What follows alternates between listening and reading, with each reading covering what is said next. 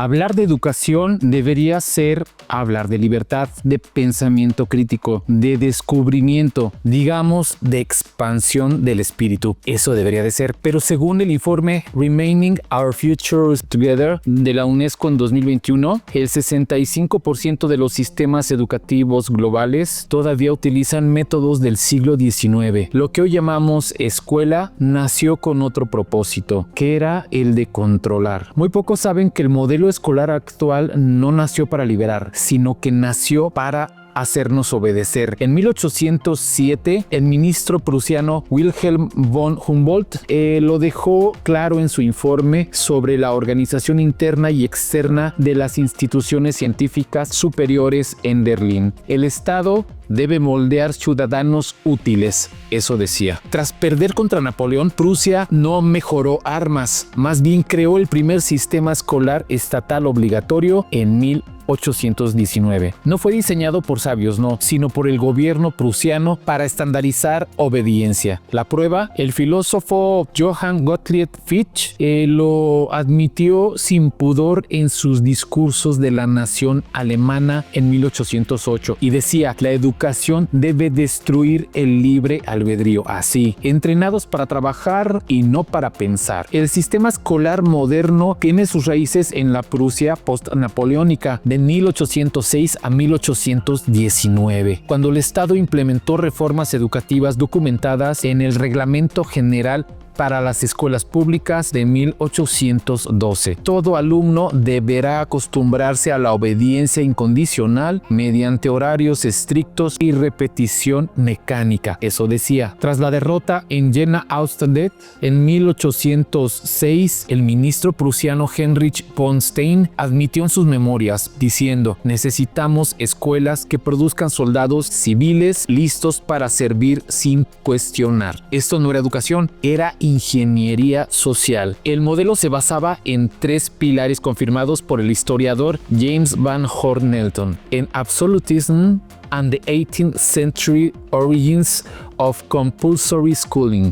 Horarios fijos para acostumbrar a la disciplina fabril. También uniformidad para eliminar pensamiento individual. Los castigos públicos para romper la voluntad. Este virus pedagógico se expandió globalmente cuando Horace Mann, el padre de la educación estadounidense, importó el modelo prusiano en 1837. Como documenta Merrill Curti en The Social Ideas of American Educators. A inicios del siglo XX, la Fundación Rockefeller invirtió el equivalente a 2.8 mil millones de dólares actuales en reformar la educación estadounidense, según registros financieros de 1919. Su meta no era la filantropía, era el control. Frederick T. Gates, asesor de John D. Rockefeller, lo admitió en un memorando interno de la General Education Board en 1913 diciendo: no estamos interesados en educar pensadores críticos, necesitamos obreros eficientes, empleados dóciles y soldados disciplinados. El historiador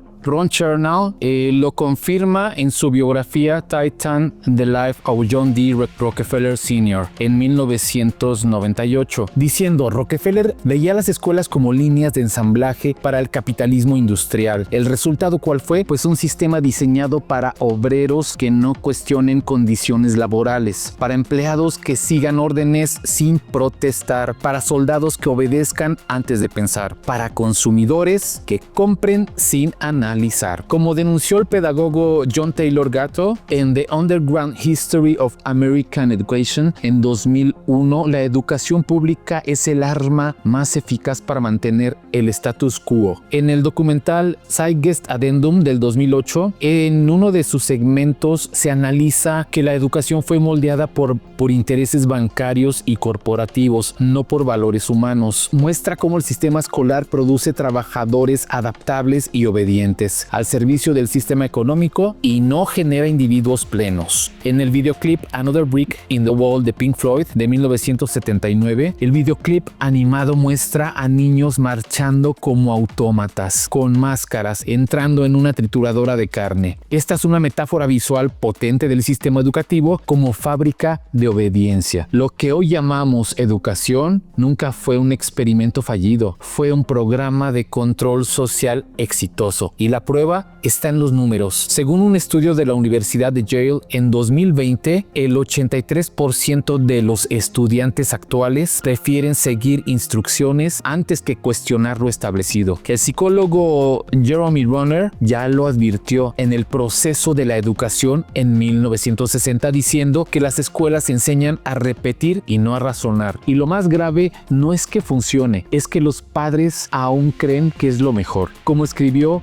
John Holt en El fracaso de la educación de 1969, diciendo: matamos la curiosidad natural de los niños y luego les vendemos la obediencia como virtud. Mientras tanto, el sistema sigue produciendo obedientes y no libres. Nos vendieron el mito de que la escuela descubre talentos. Pero un estudio del MIT en 2022 reveló que el 78% de los niños pierden su creatividad original antes de los 10 años de edad en entornos escolares tradicionales. ¿Cuántos genios fueron silenciados por no encajar? Basta ver los cuadernos de Einstein, por ejemplo, expulsado por rebeldía, o los reportes de Edison, acusado de distraído. La escuela nunca fue diseñada para liberar, fue creada para producir en serie. Como admitió el pedagogo Ivan Illich en La sociedad desescolarizada en 1971. Las aulas son cadenas de montaje donde se instala el miedo a equivocarse. La arquitectura del adoctrinamiento está representada en los pupitres en fila, como las fábricas fordistas, documentado por el historiador David Tyke en The One Best System de 1974. Timbres y campanas son el condicionamiento pavloviano, estudiado por B.F. Skinner en Tecnología de la Enseñanza de 1968. El maestro dictador, representa la jerarquía inspirada en cuarteles. Esto según Michael Foucault en Vigilar y Castigar de 1975. El resultado es un sistema de descarte masivo. Productos defectuosos, que son los niños etiquetados como TDAH, o sea, trastorno de déficit de atención e hiperactividad, también son catalogados como lentos o rebeldes otros, según la OMS. Y según la OMS, 1 de cada 5 niños son medicados en Estados Unidos. Y el éxito empaquetado se representa con las notas altas, que son la obediencia comprobada. Como denunció Ken Robinson en su famosa charla en TED, las escuelas matan la creatividad. Esta plática fue en 2006 y él decía: educamos a los niños como si fueran ganado industrial. En el documental argentino La educación prohibida del 2012, el director Germán Doen Campos nos muestra cómo el aula o el salón de clases tradicional replica el modelo industrial, con niños sentados en filas repitiendo contenidos y evaluados por su capacidad de memorizar. En el video Another Brick in the Wall, la parte 2 de 1979, el director de videoclip animado Gerald Scarfe nos presenta una animación que representa a niños marchando en filas y cayendo en una trituradora de carne, ya lo dije. Esto simboliza la pérdida de identidad en el sistema educativo. En Los Juegos del Hambre, la película de 2012 del director Gary Ross, aunque no es sobre una educación directamente, sobre la educación, sí representa una sociedad que clasifica, vigila y utiliza a sus jóvenes como piezas de un sistema de control. Nos dice que la escuela forma el futuro, pero ¿qué futuro nace cuando se premia la sumisión y se castiga la originalidad? El neurocientífico Dr. Robert Sapolsky lo advirtió en su libro Behave de 2017. Los sistemas educativos que aniquilan la curiosidad producen adultos incapaces de innovar. Eso nos menciona en su libro. No necesitas tanques en las calles, basta con aulas que enseñen a callar cuando tienes preguntas, a repetir cuando podrías crear, a temer al error en vez de aprender de él, y como escribió Paulo Freire en Pedagogía del Oprimido en 1968, diciendo: la educación bancaria, o sea, depositar datos y no pensar, es el arma más silenciosa de control social. Mientras tanto, el verdadero futuro, el de las mentes libres, sigue esperando fuera de esas paredes. Y yo pregunto, ¿lo que aprendiste en la escuela te hizo más libre o te hizo más obediente? Otra pregunta, ¿qué parte de ti tuviste que esconder para ser aceptado en ese sistema? Nos hicieron repetir tablas de multiplicar, fechas históricas, reglas ortográficas, pero el psicólogo Carl Jung ya advirtió en 1936 que lo que se repite se convierte en arquetipo, y los arquetipos gobiernan en silencio. La repetición no es aprendizaje, es ingeniería neuronal. Estudios del MIT en 2021 confirman que 3 semanas de repetición continua crean nuevas vías neuronales. 6 meses de exposición convierten lo absurdo en real, en verdad. Cuando un niño escucha durante años: no hables, no cuestiones, no sobresalgas, su cerebro no lo procesa como una sugerencia, sino que lo graba como una ley universal. Como denunció Noam Chomsky, la educación es el sistema de adoctrinamiento más eficaz, porque el alumno cree que piensa por sí mismo. Y ahí está el truco: no enseñan conocimiento, sino que instalan un software mental. Esas órdenes repetidas, como callar, obedecer, no destacar, se convierten en tus dudas antes de hablar en una reunión, en tus culpas por pensar distinto, en tus sueños archivados por no ser realista. Como comprobó la neurocientífica Sarah Jane Blakemore, el cerebro adolescente es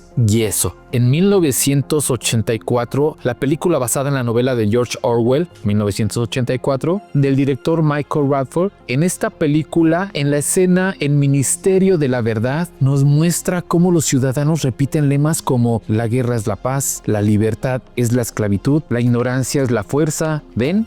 Cualquier parecido con la realidad es mera coincidencia. Pero bueno, este mantra repetido neutraliza el pensamiento crítico y hace que la población acepte cualquier contradicción como si fuera algo normal. En la película La Educación Prohibida del 2012, del director Herman Doin Campos, en una de sus entrevistas se plantea que la escuela moldea el inconsciente del niño por medio de rutinas repetitivas, sin espacio para la reflexión propia. Se dice claramente: el niño no aprende por comprensión, sino por repetición. El sistema sabe algo que muchos ignoran: que repetir es grabar. Y quien controla lo que repites, controla lo que crees. Por eso repites el himno nacional. Por eso memorizas definiciones. Por eso murmuras frases hechas sin pensar. No es casualidad. Chomsky ya lo advirtió, diciendo: la educación es un sistema de imposición ideológica. Carl Jung ya lo intuía, diciendo que esas voces que susurran "no lo intentes" no son tuyas, sino que las heredaste. Te enseñaron a repetir, no a cuestionar, porque no quieren que descubras.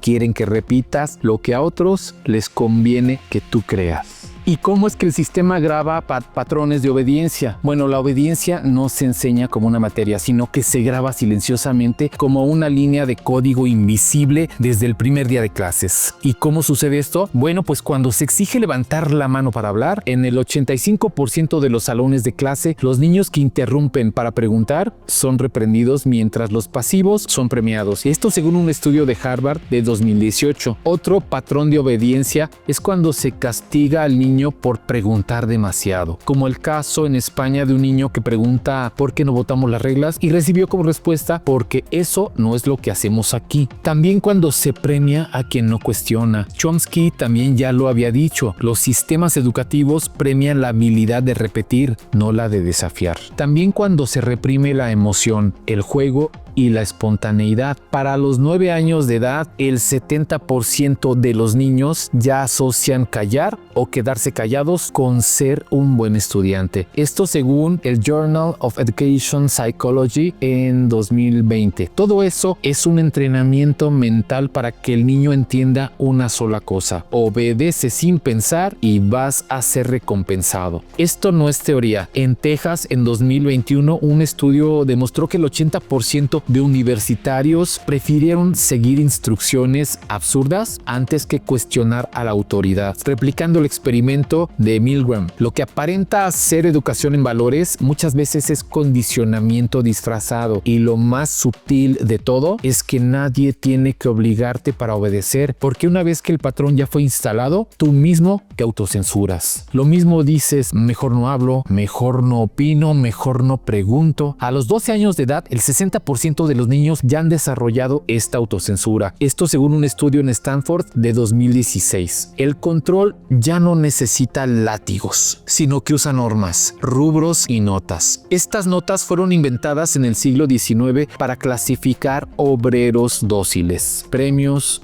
reconocimientos y miedo al castigo emocional. El 45% de adolescentes asocian el amor parental con sus logros académicos. Esto según un estudio de la UCLA del 2019. Un niño que cuestiona una instrucción en clases es regañado. La próxima vez ya no pregunta. Entonces el resto de los niños lo ven y aprenden también a callar. No se necesita más. El patrón ya fue socialmente instalado, como demostró Zimbardo en el experimento de Stanford. Cuando nos dan un rol, seguimos el guión aunque destruya nuestra humanidad. En la película The Wave o La Ola del 2008, del director Dennis Genser, basada en hechos reales, muestra cómo un experimento educativo para enseñar autoridad se convierte en una estructura totalitaria en bien pocos días, donde los alumnos aprenden a obedecer y a censurar al que piensa diferente. Los patrones de obediencia no están en el currículum, están en la atmósfera, en la mirada que premia al dócil y congela al rebelde, en el tono del maestro que convierte el por qué en porque sí, en los pasillos que repiten: aquí no se corre, pero nunca aquí se piensa. Eso nunca se dice. Están en los silencios también, en el así son las cosas que nadie firmó, pero que todos obedecen, y cuando eso se graba ya no necesitas cadenas. La mente aprende a fabricar sus propias rejas. Desde pequeños nos enseñaron que nuestro valor se mide con un número, con un 10, con un 6, con un NA o no aprobado, como si fuéramos un producto de evaluación. Pero ese número nunca fue inocente. No solo medía lo que sabías, sino que definía quién eras. Y el sistema lo celebraba con etiquetas. Si tú eres un 10, eres digno de amor. Si tú eres un 6, eres un proyecto a reparar. Tú no sirves para esto. Eres un error del sistema. El mecanismo era perfecto. Premio al niño de 10 y con esto aprende que su valía depende de una aprobación externa. Si castigo al niño que saca 6, aprende que el fracaso es una culpa y no un proceso. La invisibilización del no aprobado aprende que si no encajas, no existes. Pero nadie preguntó: ¿premiamos sabiduría o repetición obediente? ¿Celebramos creatividad o miedo a equivocarse? ¿Recompensamos pensamiento crítico o sumisión al molde? Las calificaciones no evalúan, sino que adoctrinan. Y lo peor es que 20 años después seguimos buscando esa A en el trabajo, en la cuenta bancaria, en los likes, como si el salón de clases nunca hubiera terminado. Hay un condicionamiento en dos niveles: el cognitivo, que es si saco mala nota soy tonto, y el emocional, que es si no obtengo aprobación no valgo. Y así se vincula la autoestima con el rendimiento, creando adultos con miedo al error, con necesidad de aprobación externa y con dependencia constante del juicio ajeno. En la película Whiplash del 2014, excelente película por cierto, de Damien Chazelle, vemos a un joven baterista cuya vida es consumida por la necesidad de ser el mejor, mientras su maestro lo destruye psicológicamente con exigencia, con castigos y con validación violenta. En la serie Black Mirror, episodio Nosedive del 2016, del creador Charlie Brooker, toda la vida gira en torno a calificaciones sociales, donde una mala puntuación afecta el empleo, la salud, la vivienda y las relaciones, y refleja la misma lógica del sistema educativo, llevada al extremo. Nos condicionaron a temer al error y a perseguir la nota perfecta, pero la historia calla cuántos genios, poetas y rebeldes fueron expulsados del salón de clases por no doblarse ante una escala numérica absurda. Nos enseñaron que una calificación vale más que una idea, que el 10 en un papel define más tu valor que el fuego que enciendes tú en otros. Que es más importante estar en el cuadro de honor que honrar tu propia curiosidad. Y así el sistema convirtió a los niños en cazadores de puntos, mientras quemaban los mapas de su propia imaginación. ¿Cuántos Einstein, Frida Kahlo o Shakespeare se quedaron atrapados en el reprobado de alguien más? ¿Cuántas semillas de genialidad se marchitaron bajo el aquí no se vale soñar? Las calificaciones miden cuánto te ajustas al sistema y no cuánto lo desafías. Los padres quieren lo mejor para sus hijos, sí, pero se convierten en repetidores involuntarios del mismo código que a ellos mismos los aplastó. El mecanismo es sutil. La escuela graba el programa, diciendo tu valor es tu nota, tu calificación. Los padres instalan las actualizaciones, diciendo ¿por qué no sacas un 10? El niño ejecuta el software, diciendo si fallo, dejo de ser querible, no me van a querer, no voy a ser aceptado. Estas frases que voy a mencionar son frases que envenenan, pero que parecen amor. Como por ejemplo, mira a tu hermano, él sí cumple. El amor en ese caso es comparativo y condicional. Otra frase, si no te esfuerzas más, no valdrás nada. Esto es que tu existencia depende de tu productividad. Otra frase, solo un 8. Puedes dar más. Eso significa que nunca es suficiente. Estas no son motivaciones, más bien son contratos emocionales donde el niño firma con sus lágrimas. ¿Cuál es el daño colateral? Pues el maestro ya no necesita castigar. Los padres repiten el guión del sistema sin siquiera saberlo. El niño deja de vivir y se convierte en un avatar que cumple expectativas ajenas. ¿Esto me hará digno de amor?, se pregunta. Y en la adultez programada, los adultos que miden su valor en likes, en salarios y en aprobación externa. Imagínate un niño de unos 9 años en la escuela, el 5 que sacó en matemáticas lo va a definir como deficiente. En su casa, su padre va a suspirar y va a decir ¿en qué te equivocaste? Y el niño esto lo traduce en decepcioné a mi papá. El resultado, a los 30 años, ese adulto sufre ansiedad por desempeño cada vez que su jefe dice hay que mejorar. El sistema no tuvo que hacer nada más. Los padres fueron sus agentes de perpetuación. Cuando un padre exige un 10, no está pidiendo excelencia, sino que está repitiendo el mismo mandato que lo hirió a él. El salón de clases solo planta la semilla, pero en casa es donde se riega. Muchos padres, por cansancio, por rutina o por herencia, esperan que sea la escuela quien eduque al hijo por completo. Comportamiento, ética, esfuerzo, disciplina, incluso hasta el propósito. Pero la escuela no educa, la escuela condiciona. Y sin guía consciente en casa, el niño queda atrapado entre la obediencia externa y la confusión interna. En la película Dead Poets Society o La Sociedad de los Poetas Muertos de 1989 del director Peter Weir, uno de los personajes, Neil, vive bajo la presión de su padre que le impone que debe estudiar, que debe ser y qué es lo que está bien y qué es lo que está mal. Esa represión reforzada por el sistema escolar termina quebrándolo emocionalmente. Los padres no son el enemigo, pero sí son los altavoces inconscientes de un sistema que también a ellos los programó.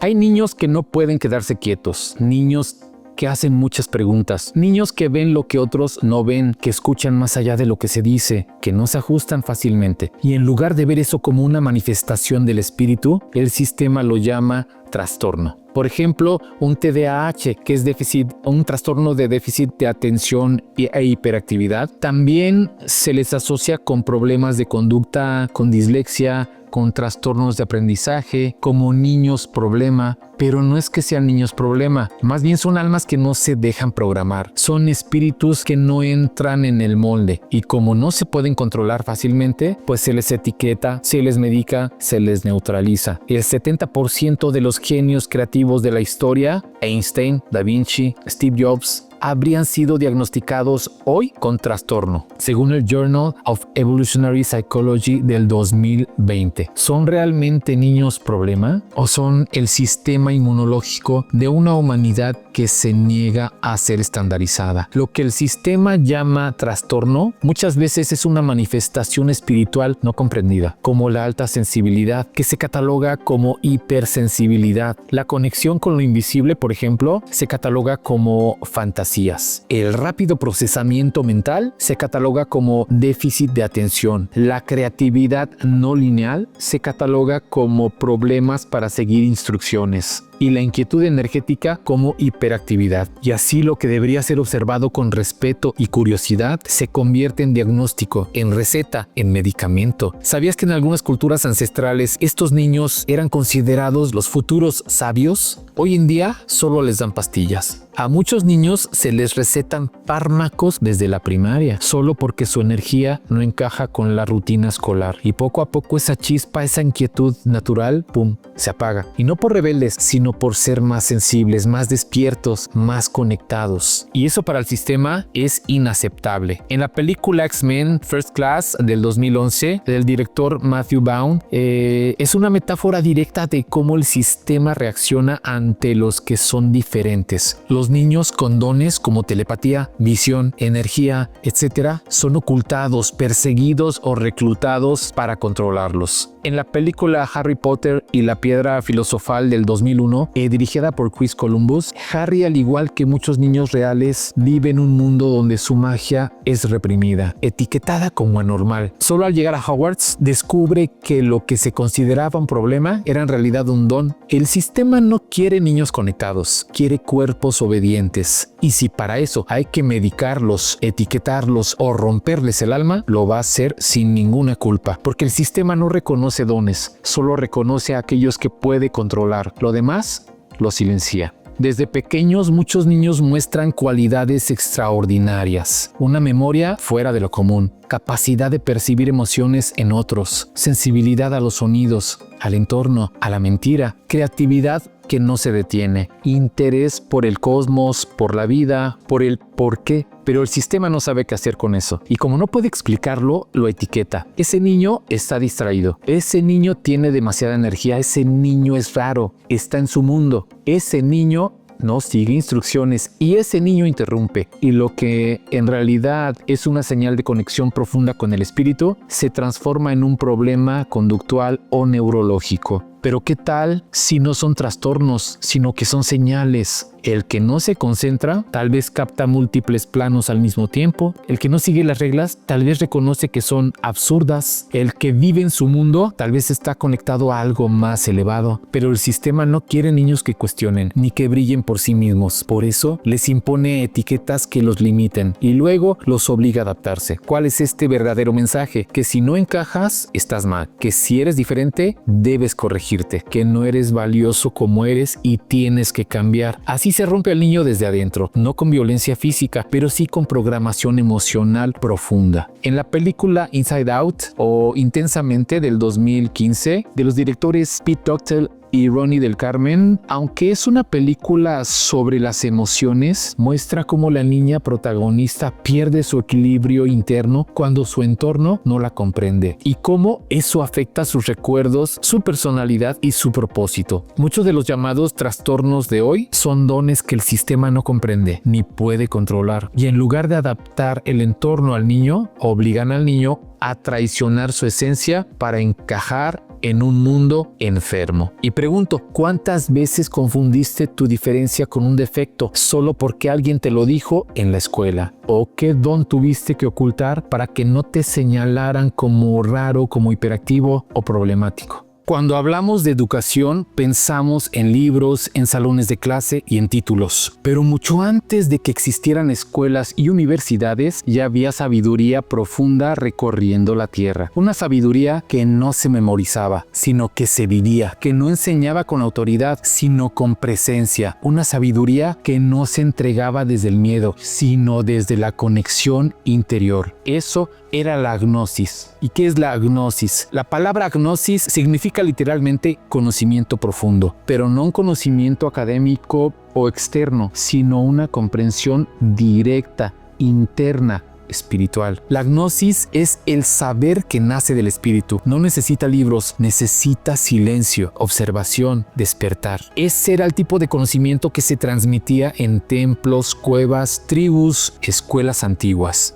donde el maestro no dictaba, sino que guiaba hacia adentro. La gnosis se basaba en el autoconocimiento, en recordar el origen, en entender los símbolos de la vida y del cuerpo como lenguaje del universo. Pero entonces, ¿por qué fue borrada? Porque una humanidad conectada con su sabiduría interior no puede ser dominada. No necesita dogmas, no necesita religiones, no necesita gobiernos y tampoco ídolos. No se deja controlar por el miedo ni por reglas vacías. Por eso, cuando los sistemas de poder crecieron, los imperios, las religiones y los gobiernos, la gnosis fue perseguida, ridiculizada, censurada y distorsionada. Sabios fueron quemados como herejes, escuelas iniciáticas fueron destruidas, libros fueron prohibidos o editados, y lentamente se nos enseñó que el conocimiento solo valía si venía de afuera. En la película Ágora del 2009 del director Alejandro Amenábar se basa en la historia real de Hipatia de Alejandría, una astrónoma, matemática y filósofa que representaba el espíritu gnóstico. Fue asesinada por fanáticos cuando la biblioteca de Alejandría fue saqueada, simbolizando la destrucción del conocimiento ancestral. La gnosis no fue olvidada por casualidad.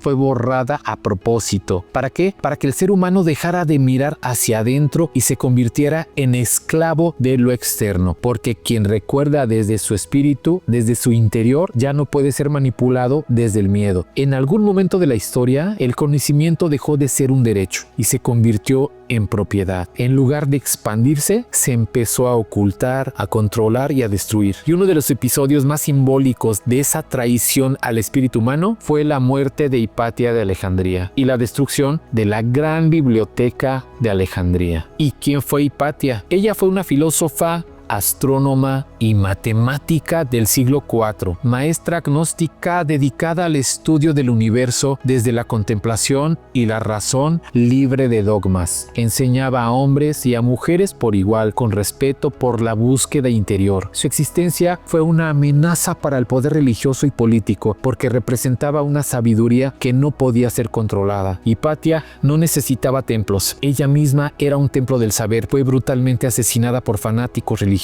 y su cuerpo despedazado, su legado enterrado. Y la biblioteca, la gran biblioteca de Alejandría albergaba miles de textos de sabiduría antigua, de ciencias, de astronomía, de geometría sagrada, de medicina energética, registros de civilizaciones anteriores al diluvio, mapas del espíritu y del cuerpo humano como canales de energía, y todo eso fue quemado o saqueado, y con eso se desconectó a la humanidad de su memoria. En la película Ágora del 2009 de Alejandro Amenábar, además de narrar la vida de Hipatia, muestra cómo el fanatismo destruye lo que no puede controlar. La escena de la quema de la biblioteca representa la extinción simbólica de la conexión entre el ser humano y el conocimiento espiritual libre. Cuando quemaron la biblioteca, no solo destruyeron libros, sino que destruyeron puentes hacia lo que fuimos, hacia lo que somos capaces de recordar, porque el conocimiento más peligroso para el sistema no es el que está en las universidades, es el que vive dentro del ser humano libre. Y pregunto, ¿cuánto conocimiento realmente libre has aprendido? ¿Y cuánto fue impuesto sin que tú lo pudieras cuestionar? Y otra pregunta, si lo que siempre estuviste buscando no estuviera en un libro, sino dormido dentro de ti. Desde que entramos a la escuela aprendemos que si hacemos algo mal va a haber consecuencias, pero nadie nos explica quién define lo que está bien y mucho menos por qué algo malo merece ser castigado. Así empieza a sembrarse la verdadera materia de fondo, que es el miedo. Miedo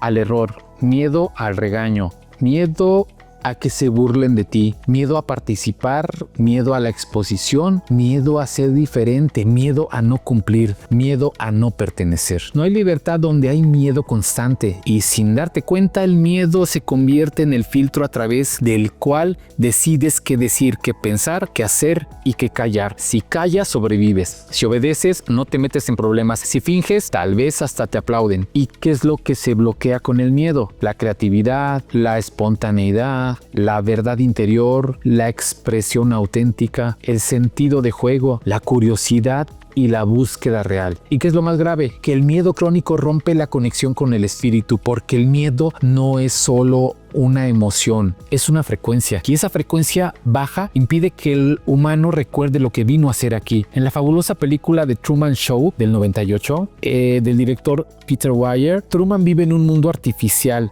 pero todos a su alrededor le infunden miedo al cambio, al mar, al salir del guión. El miedo es lo que lo mantiene encerrado, incluso si no hay barrotes. En la película Matilda de 1996 del director Danny DeVito, la directora Tronchatoro es el símbolo del sistema basado en el miedo, con control absoluto, con castigo físico y psicológico, con represión de lo brillante. Los niños solo sobreviven si se callan o se adaptan. El miedo es la asignatura que nadie te explica, pero que todos aprenden, porque un alumno que piensa puede rebelarse, pero un alumno con miedo solito se autocensura y también se apaga y se adapta. El miedo es solo el comienzo, porque luego viene algo más sutil, lo más venenoso, que son la culpa, el castigo y la vergüenza. Pero ¿cómo funcionan? La culpa te hace sentir que hiciste mal, el castigo te hace pagar por eso y la vergüenza te hace esconderte para que no lo vuelvas a hacer. Y en ese triángulo oscuro, el espíritu del niño queda atrapado, callado, congelado, condicionado. ¿Y dónde se aplica esto en la escuela? Cuando se exhibe a un alumno por su mal resultado, cuando se ridiculiza al que da una respuesta incorrecta, cuando se castiga con tareas, encierros o llamados a los padres, cuando se le hace creer que su valor depende de no fallar. Así poco a poco se va formando un adulto que se juzga por pensar distinto, que se castiga emocionalmente por equivocarse y que se avergüenza de su esencia más auténtica. Ahí el error ya no es parte del aprendizaje, sino que es motivo de humillación. La individualidad ya no es virtud, es motivo de burla o aislamiento. La exploración ya no es bienvenida, es vista como rebeldía que merece ser corregida. El resultado, adultos que tienen miedo a expresarse, a equivocarse y a probar. Y lo peor es que confunden obediencia con inteligencia. La película Inside Out, Intensamente, de 2015, de Pete Docter y Ronnie del Carmen, muestra cómo emociones como la tristeza, la vergüenza y la culpa influyen en la formación de la personalidad. Refleja cómo las memorias dolorosas no resueltas se cristalizan en la identidad. El sistema no necesita golpear para doblegar. Le basta con sembrar culpa, castigar las diferencias y avergonzar al que se sale del molde. Y así, mientras todos sonríen y levantan la mano para repetir lo mismo, lo único que se gradúa con honores es el miedo. Y pregunto, ¿cuántas decisiones en tu vida tomaste realmente por convicción y cuántas por miedo a equivocarte, fallar o decepcionar? Cuando éramos niños, muchos nos cruzamos con un buleador o bully, ese que hace bullying, ese que empujaba, que gritaba, que humillaba, que parecía reinar con puños y con miradas. Nos vendieron que era poderoso y la verdad es que es el más débil del salón. No golpea por control, lo hace porque perdió el control hace mucho. No es un líder, es un niño quebrado que cree que debe destruir antes de ser destruido. Como el 68% de buleadores o bullies que primero fueron víctimas, y esto según un estudio de Yale en 2021. Su fuerza, entre comillas, es hambre de atención. La única que conoce es violenta, falsa y efímera. El buleador o bully sirve al sistema porque el bully no es el verdadero malo, sino que es el chivo expiatorio perfecto. El sistema necesita un villano para que nadie note al opresor real. El salón de clases que alimenta jerarquías crueles. El sistema prefiere suspenderlo antes que sanarlo porque un buleador o bully rehabilitado va a dejar de ser útil. El sistema nos enseña a confundir violencia con poder, gritos con autoridad, silenciamiento con respeto. Mientras que en Finlandia, donde enseñan empatía desde preescolar, el acoso bajó 50%, pero al sistema no le interesan esos datos. Al buleador lo llamamos fuerte. ¿Por qué? Porque nos educaron a temer al que más grita, para admirar al que impone silencio, para creer que el miedo es respeto. Pero bajo esa máscara solo existe un niño aterrorizado de que lo descubran y que descubran que su dominio es un castillo de naipes, que su dureza es el disfraz de su vacío, que cada golpe que da es un grito de auxilio. ¿Sabías que en tribus maori al buleador o bully lo rodean hasta que confiesa su dolor? La película Wonder del 2017, dirigida por Stephen Chbosky, es la historia de un niño con una condición facial o en su cara, en su rostro, que enfrenta burlas y exclusión. La película muestra cómo el buleador es en realidad un reflejo del miedo y la falta de amor en su propio entorno. Entonces el buleador no es libre, es prisionero de un sistema que le enseñó que solo siendo temido va a poder existir. Y si algún día ese buleador o bully sana, se va a dar cuenta de que su mayor enemigo no era el otro niño, sino el miedo que llevaba él adentro. El agresor no nace, se hace. A veces en casa, a veces en la escuela, a veces en el silencio de una vida no escuchada. Y cuando un niño no recibe amor, presencia, guía ni contención, cuando crece entre gritos, burlas, abandono o humillación, busca no sentir más lo que lo destruyó, y entonces ocurre algo brutal: convierte su dolor en poder. Para no ser lastimado, pues lastima. Para no sentir su vacío, hace que otros lo sientan por él. El bullying es un espejo roto. Lo que el agresor ve en el otro, como inteligencia, sensibilidad, bondad, luz, diferencia, es lo que le recuerda todo lo que él no puede permitirse ser. Por eso ataca, no por maldad, sino porque no puede sostenerse a sí mismo. El bullying no es fuerza, no, es miedo convertido en agresión. Es vacío buscando a quien romper para no sentirse solo. El bully o buleador también fue víctima, no siempre de otros niños, a veces de sus padres ausentes, de maestros autoritarios, de entornos fríos, de exigencias imposibles. Y en lugar de sanar, replican lo que le programó a él. Se vuelve transmisor del mismo sistema que a él lo quebró. En The Perks of Being a Wallflower, las ventajas de ser invisible en español, así como la titularon, del 2012, del director Stephen Chbosky, la película muestra cómo las heridas profundas no resueltas se manifiestan en comportamientos agresivos, retraídos o erráticos. Muchos personajes actúan desde el dolor que arrastran, sin saber cómo canalizarlo. Que el agresor no es más libre que su víctima, sino que es un niño que no sabe cómo pedir ayuda, y en vez de llorar, pues aprendió a gritar, porque en un sistema que nunca escucha al alma, el que más sufre también aprende a hacer daño. No todo el que sufrió bullying se rompió. Algunos despertaron en esa caída, otros se reconstruyeron con oro en sus grietas, como el 72% de líderes sociales que vivieron acoso escolar, esto según un estudio en Harvard del 2022. El secreto que el sistema ignora es que ese dolor no era un castigo, era el fuego de su iniciación espiritual. La víctima desarrolla lo que el salón de clases jamás le va a enseñar: empatía radical, por ejemplo, que detecta el sufrimiento a 10 kilómetros de distancia, como los niños con TDAH o trastorno con déficit de atención e hiperactividad, que identifican emociones ocultas 3 veces más rápido, según el Journal of Neuroscience de 2021. También memoria de libertad es lo que obtienen. Sabe que encajar es otra prisión. También consiguen fuerza silenciosa, esa que resiste sin necesidad de los puños. El bullying no rompe almas, sino que forja guerreros que llevan cicatrices como medallas. ¿Sabías que el 60% de artistas y escritores reconocidos fueron víctimas en la escuela? Según un estudio de la Universidad de Cambridge del 2020. ¿Casualidad? O tal vez el dolor les enseñó a ver lo que otros no pueden ver. La víctima no es débil, es quien soportó el sistema sin convertirse en cómplice. Es quien eligió ser faro en lugar de un incendio. Y eso que ningún diploma certifica es el verdadero posgrado en humanidad. En Japón llaman kitsugi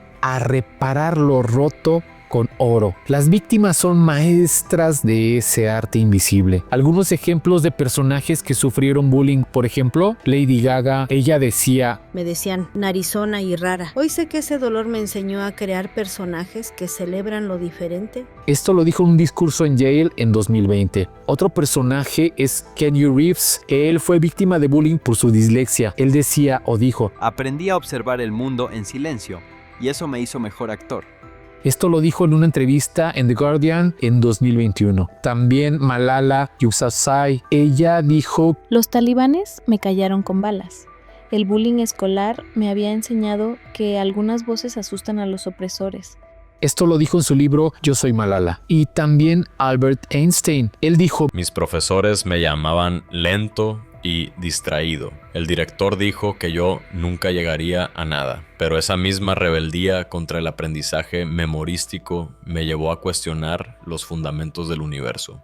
Esto lo dijo en una carta a Max Born en 1926, y los mismos que le pusieron el 6 en física ahora utilizan su ecuación E igual a mc² para enviar satélites al espacio. Durante generaciones, el maestro fue una figura de guía, no porque lo supiera todo, sino porque representaba un canal de respeto, de estructura y de conocimiento. Pero algo cambió. La escuela ya no es una institución de formación. Ahora es un negocio, y el alumno ya no es un aprendiz, es un cliente. ¿Y qué implica ver al alumno como cliente? Pues que la escuela teme perderlos si los corrige. El maestro ya no puede exigir, sino complacer. El alumno siempre tiene la razón, y no por tenerla, sino porque paga una colegiatura. Esto ya derrumbó por completo la autoridad del educador. Hoy corregir es sinónimo de ofender, disciplinar es represivo, y mantener estándares es excluir. Entonces ya no se habla de educación, sino que se habla de retención de matrícula y de satisfacción del cliente, de imagen institucional. Y para mantener estos números altos, los centros educativos sacrifican el respeto, la disciplina y la verdad. El resultado es que surgen niños que creen que todo se les debe, padres que exigen servicio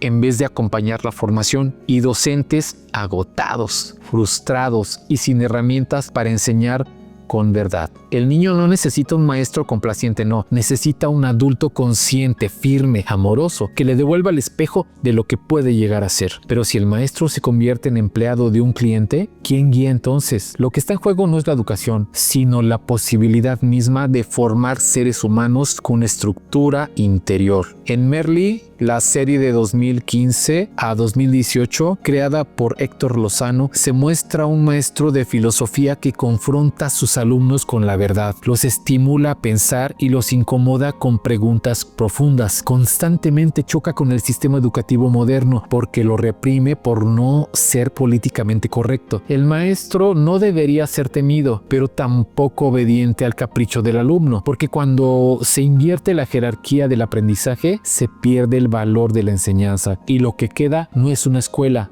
sino que es una tienda que vende títulos al mejor postor. Durante mucho tiempo la educación fue una tarea compartida. La escuela enseñaba saberes y los padres reforzaban los valores en casa, pero hoy el maestro ya fue despojado de autoridad y el padre se convirtió muchas veces en el primer obstáculo para la educación. ¿Qué sucede cuando el maestro pierde poder? Pues que ya no puede llamar la atención sin ser acusado de violento o de insensible. Ya no puede reprobar sin enfrentar presiones administrativas o denuncias. Debe medirse en cada palabra, no por ética, sino por temor a represalias. Un maestro sin respaldo es un educador con la voz apagada, y mientras tanto los alumnos interpretan esa fragilidad como debilidad. La autoridad se diluye hasta desaparecer, y los padres en vez de ser aliados ya se han convertido en defensores de los caprichos del niño. Justifican la falta de respeto, rechazan la corrección, culpan al maestro cuando el hijo no aprende o no obedece, y exigen resultados sin colaborar en el proceso. El mensaje al niño es: tú mandas, el maestro te sirve, y si no te gusta te cambiamos de escuela. El resultado es que ni el maestro puede enseñar, ni el padre quiere educar, y el alumno se vuelve juez, verdugo y cliente. Entonces el sistema colapsa, y no por falta de tecnología, sino por la traición al rol de cada parte. En Lemurs o The Class del 2008, del director Laurent Cantet, es una película francesa basada en hechos reales, donde un maestro trata de educar en una escuela conflictiva. Muestra cómo el maestro pierde autoridad ante padres que no colaboran y alumnos que lo ven como un enemigo. Un niño sin guía crece perdido, y un maestro sin respeto no puede ser guía. Pero lo más grave es que los padres, al defender lo indefendible, dejan de ser educadores para convertirse en cómplices del caos. Un educador de verdad no es solo alguien que enseña matemáticas o gramática. Un verdadero educador es un despertador del espíritu. Es quien ve al niño más allá de sus calificaciones. Es quien intuye el potencial oculto en su mirada, incluso cuando nadie más lo ve. Pero ese rol ya se está perdiendo. ¿Qué hacía diferente al verdadero educador? Pues que no repetía un programa, sino que observaba, adaptaba, inspiraba, que no enseñaba con miedo, sino que enseñaba con presencia, que no necesitaba imponer autoridad, sino que la irradiaba de forma natural. Sabía cuándo corregir y cuándo sembrar preguntas. El buen maestro no enseña materias, sino que enseña a pensar, a sentir y a recordar. ¿Y qué lo reemplazó entonces? Pues al maestro actual en muchos casos ya es un operador del sistema, es alguien limitado por planes, por horarios, por reglas, por amenazas, por burocracia. Ya no tiene espacio para educar con intuición porque se le exige enseñar como una máquina, eficiente, medible, programada. Y lo más triste es que muchos docentes han perdido la fe en su verdadera e importantísima misión, porque ya no sienten que estén despertando algo en sus alumnos, sino que solo cumpliendo con un sistema que no los deja respirar. Todavía hay educadores verdaderos, son pocos, pero existen. El que escucha al alumno cuando nadie más lo hace. El que ve el talento escondido detrás de la indisciplina, el que rompe un poco las reglas si eso activa una conciencia, el que no enseña desde el deber, sino desde el amor.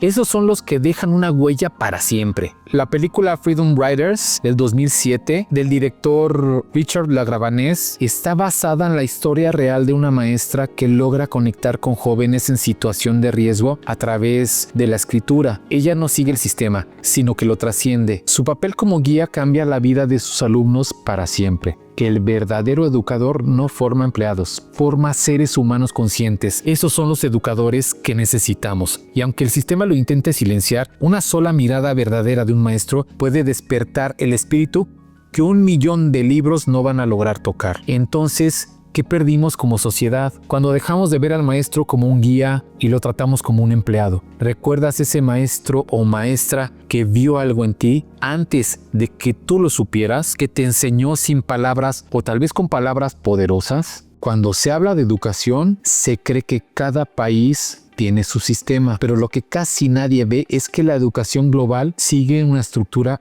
piramidal, diseñada para mantener un mismo patrón de obediencia, control y alineación mental en todo el planeta. Y esa estructura no es educativa, es administrativa, política y corporativa. ¿Quién dicta entonces lo que se enseña? Bueno, pues la UNESCO, la OCDE y el Banco Mundial. Estas entidades no están al servicio del conocimiento, no, están al servicio de un modelo económico que necesita ciudadanos predecibles, adaptables y funcionales. Y lo hacen mediante planes educativos estandarizados, reformas escolares alineadas a intereses financieros, evaluaciones internacionales que clasifican países no por la calidad de pensamiento libre, sino por su capacidad de obedecer el modelo. La escuela no es un espacio neutro, es una pirámide jerárquica. Arriba, quienes dictan qué se debe aprender. En medio, quienes repiten y replican como ministerios, directores, maestros. Y abajo, los alumnos, el material moldeable, ese yeso, esa plastilina. Y el objetivo final no es formar pensadores, es mantener el sistema intacto. La educación como hoy existe no prepara para la vida, prepara para encajar en la maquinaria que da vida al sistema. La ola o The Whale del director Dennis Cancel está basada en hechos reales. Muestra cómo un experimento escolar sobre la autocracia se transforma en una estructura jerárquica real, con símbolos, saludos, castigos internos y sumisión sin conciencia. Refleja cómo la obediencia puede escalar rápidamente cuando se estructura como una pirámide mental. La educación moderna no es diversa, ni local, ni adaptada. Es un sistema global que produce seres humanos estandarizados, programados para sostener estructuras que nunca cuestionan. funcionan, porque quien controla lo que se aprende, controla lo que se cree posible. Muchos creen que la educación es el camino hacia el desarrollo humano, pero lo que el sistema llama desarrollo, entre comillas, es en realidad una forma elegante de decir obediencia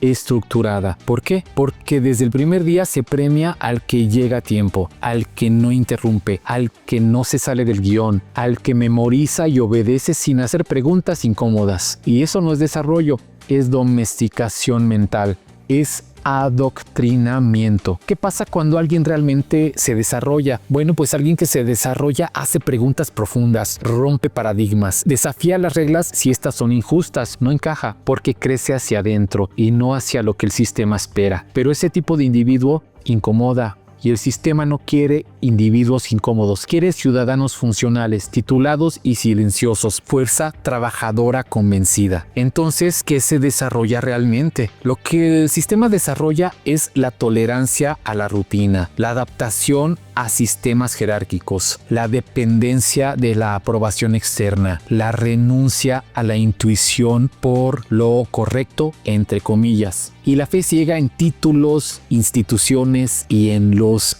expertos, también entre comillas. ¿No te ha pasado que comentas en alguna red social sobre un tema y te dicen, si no eres médico, si no eres ingeniero, si no eres financiero, ¿qué vas a saber tú? Como si no se pudiera investigar, aprender y tener conocimiento en algún tema sin tener el título que lo respalde. Entonces, ¿qué es lo que se está formando? Pues se forma un profesional modelo, entre comillas otra vez, que respeta normas sin sentido, que cumple metas que no le pertenecen, que cree que pensar por sí mismo es peligroso. Y así el desarrollo real, el que nace del espíritu, queda congelado, porque nadie puede evolucionar en un entorno que castiga la autenticidad. En Snowpiercer de 2013, del director Bong Joon-ho, aunque no es una película sobre educación como tal, sí es una metáfora perfecta de una sociedad estructurada jerárquicamente, donde cada persona tiene un lugar asignado y cuestionar ese lugar es castigado con brutalidad. El sistema no teme a los rebeldes vacíos, teme a los despiertos que ya no obedecen desde el miedo, y por eso educa, no para liberar el potencial humano, sino para asegurarse de que ese potencial jamás lo amenace. Cuando una maestra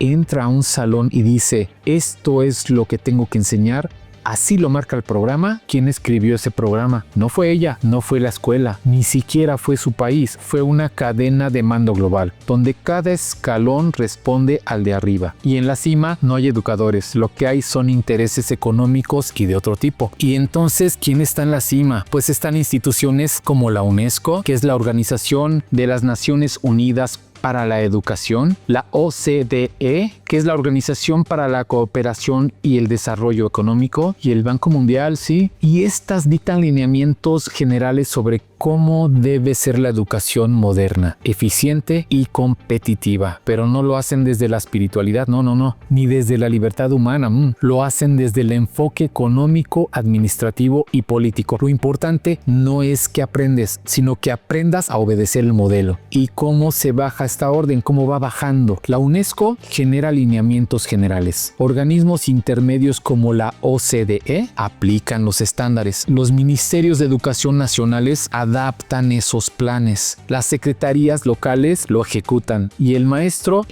solo aplica lo que le dicen que debe enseñar. ¿Cuál es el resultado? Pues que el niño aprende lo mismo en México que en Francia o Sudáfrica, pero no lo que necesita para conocerse a sí mismo, sino lo que el sistema necesita que sepa para ser útil dentro de su estructura. Un planeta con educación estandarizada no forma individuos libres, forma piezas intercambiables y totalmente desechables. En el documental The Schooling the World del 2010, que es un documental dirigido por Carol Black, muestra cómo la imposición del sistema educativo occidental destruye saberes ancestrales en comunidades indígenas, reemplazándolos por una educación globalizada que desconecta a las personas de su tierra, de su cultura y de su espiritualidad. Una cadena de mando que comienza en una oficina internacional y termina dentro de la mente de un niño. Eso no es educación, es programación global. Y quien no lo ve, tal vez ya fue educado precisamente para ni siquiera verlo. Y pregunto, ¿quién decide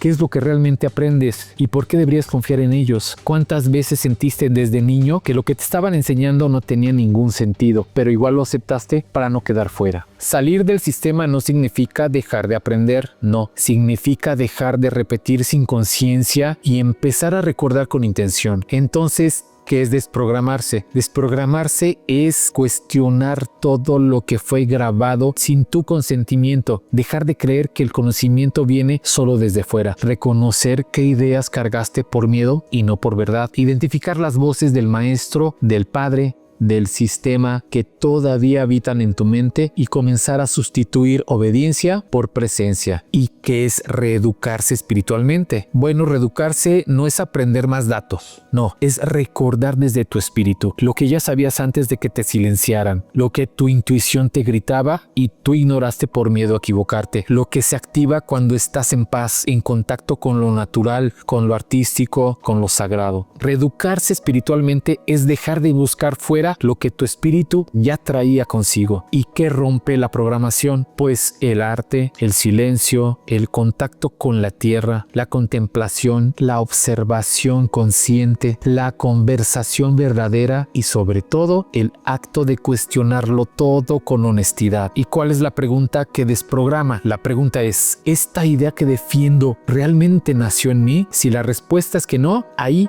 está empezando la desprogramación. En la película Good Will Hunting de 1997 del director God Van Sant, Will es un joven con un don natural para las matemáticas que vive atrapado por el dolor, por la desconfianza y por el condicionamiento emocional. Solo cuando rompe sus defensas internas y comienza a cuestionar sus creencias es cuando comienza su verdadero proceso de sanación y de aprendizaje. No naciste para obedecer, naciste para explorar, para crear, para intuir y para recordar. Y aunque el sistema educó a tu mente para obedecer, tu espíritu siempre supo que viniste a recordar otra cosa. Una vez que empiezas a romper la programación, viene la pregunta más importante. ¿Y ahora con qué me conecto? Y la respuesta no está en otro sistema, está en lo que el sistema te enseñó a ignorar. Por ejemplo, conectando con la naturaleza. La naturaleza no impone, la naturaleza invita, no grita, susurra, no exige resultados, revela procesos. Pasar tiempo con el sol, en el agua, con los árboles, con los ciclos, es comenzar a recordar un lenguaje que tu cuerpo siempre entendió, pero que fue silenciado por los salones, por el cemento y por el ruido mental. La tierra enseña, sin palabras, pero el espíritu lo entiende todo. Otra forma de conectar es con el arte, no el arte que vende o se califica en la escuela, no, sino el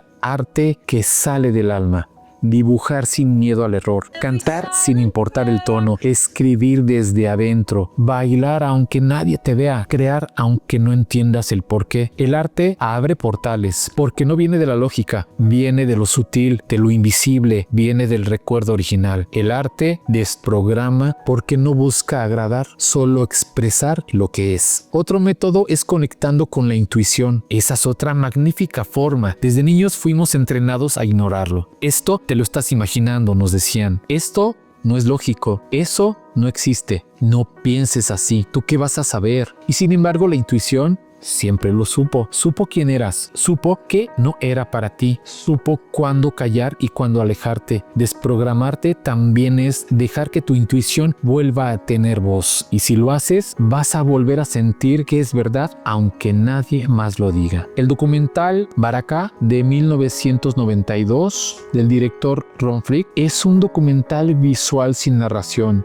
que nos muestra paisajes naturales, rituales ancestrales, ciudades modernas y expresiones artísticas de diversas culturas. Es un viaje sensorial que reconecta con lo que es real más allá de las palabras. Si quieres aprender de nuevo, no busques un maestro. Busca un árbol, una hoja, una nota, un trazo, una vibración, una voz interna. Porque el conocimiento real no se impone. Se recuerda cuando tú vuelves a ti mismo. No busques maestros, gurús, nada de eso. Búscate a ti. La verdadera educación no es una acumulación de datos. es un reencuentro con el propósito, porque el Espíritu no vino aquí a repetir lo que ya otros dijeron, vino a recordar quién es, vino a encender su llama interna y vino a compartir su luz con otros. No estoy hablando de religión o de espiritualidad vacía, no, sino de energía, de lo que somos realmente. ¿Y qué significa recuperar el poder del Espíritu? Significa volver a confiar en ti como fuente de verdad. Saber que tu camino de aprendizaje no necesita validación externa. Saber que tu sabiduría no tiene que ser reconocida con diplomas. Que tu curiosidad no necesita permiso. Que tu búsqueda no obedece al sistema, sino que obedece a tu espíritu. Y el espíritu no necesita títulos. Lo que necesita es verdad. ¿Y cómo se activa ese poder? Pues haciendo silencio interior, desactivando la necesidad de aprobación, volviendo a hacer preguntas imposibles, recordando que el conocimiento real no es el que se mide, sino el que te transforma. El que sabe mucho y no ha despertado, solo repite, pero el que recuerda desde su espíritu, transforma. La nueva educación no es hacia afuera, más bien hacia adentro. Y el único maestro real es el que te devuelve hacia ti mismo, es el que despierta tu duda, el que te hace mirar al cielo y preguntar de nuevo, el que te mira y no te da respuestas, sino la libertad de buscarlas por ti mismo. La película El Guerrero Pacífico, Peaceful Warrior, de 2006 del director Víctor Salva, está basada en una historia real que muestra la relación entre un joven gimnasta y un sabio mentor que lo guía a romper su mente lógica, reconectar con el presente, el cuerpo y su conciencia más profunda. El sistema educativo apagó muchas voces, pero el espíritu siempre esperó su turno, porque la verdadera búsqueda del saber empieza cuando decides recordar quién eres y ya no necesitas que nadie más te lo valide. Y pregunto, ¿cuánto de lo que sabes te sirve para expandirte y cuánto solo te enseñaron para obedecer? ¿Qué parte de ti todavía guarda el deseo de aprender con el espíritu y no por obligación, sino por despertar? La educación no forma seres humanos, forma mano de obra. El modelo académico prepara para el mercado, no para la vida. Las carreras universitarias están diseñadas según las necesidades de industrias y corporaciones, no del alma o del espíritu. Se adoctrina con frases como estudia para tener un buen trabajo, escoge una carrera con futuro y no pierdas el tiempo en lo que no deja dinero. La élite no necesita pensadores, necesita ejecutores. Mientras al pueblo se le enseña a seguir órdenes y trabajar para otros, las élites educan a sus hijos en escuelas privadas de pensamiento estratégico, liderazgo y manipulación de masas. ¿Cuál es el resultado? Que unos programan y otros obedecen. Las profesiones como brazos funcionales del sistema. Aquí los médicos son entrenados para mantener la enfermedad, no para curar. Solo conocen tratamientos farmacológicos y protocolos industriales y no causas ni sanación profunda, con sus excepciones, claro. Ahora, los comunicadores, estos son programados para dar lo que más rating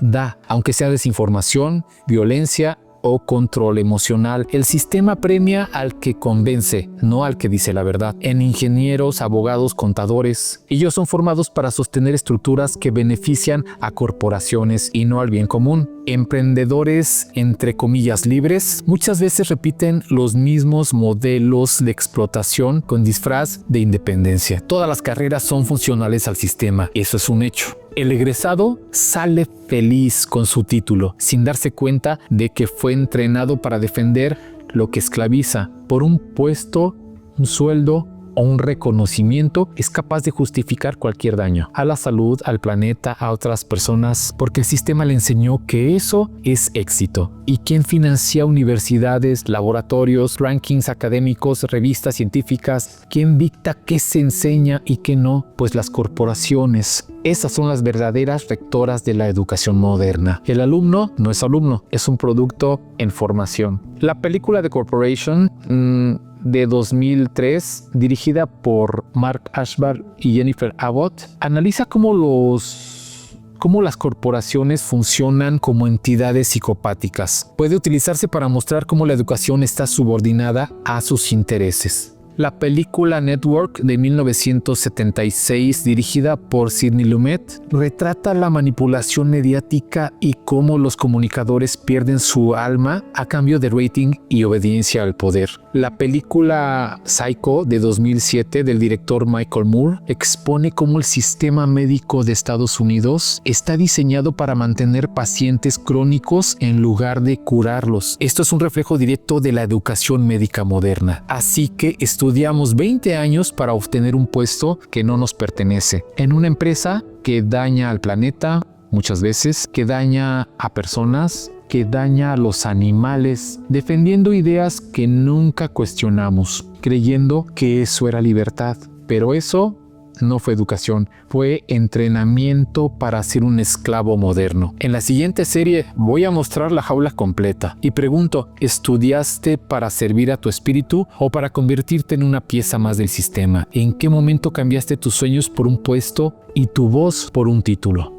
Tampoco estoy diciendo que se deba abandonar la escuela mañana mismo, no, claro que no. Estos videos no buscan destruir, sino despertar. Despertar preguntas, memorias, posibilidades, porque la educación no tiene por qué morir, más bien tiene que renacer. Y a lo mejor algún día, en un mundo más libre, las escuelas ya no van a ser fábricas de obediencia, sino santuarios del espíritu. Lugares donde se enseñe a cultivar alimentos con conciencia, a entender el universo a través de la contemplación, a sanar el cuerpo, pero desde adentro, a reconocer el espíritu como energía que habita este avatar humano, a comprender la muerte solo como un tránsito y no como un final, a desarrollar dones que el sistema actual ni siquiera reconoce, a recordar lo que verdaderamente somos. Hoy no vivimos en ese mundo, pero lo podemos imaginar. Y si lo imaginamos, ya estamos sembrando la nueva educación. Porque la verdadera educación no forma esclavos, forma seres libres. Y tú, si llegaste hasta aquí, es porque ya estás recordando cómo empezar. Si te gustó este video, dame un like, comparte este video con las personas que están interesadas en estos temas y suscríbete.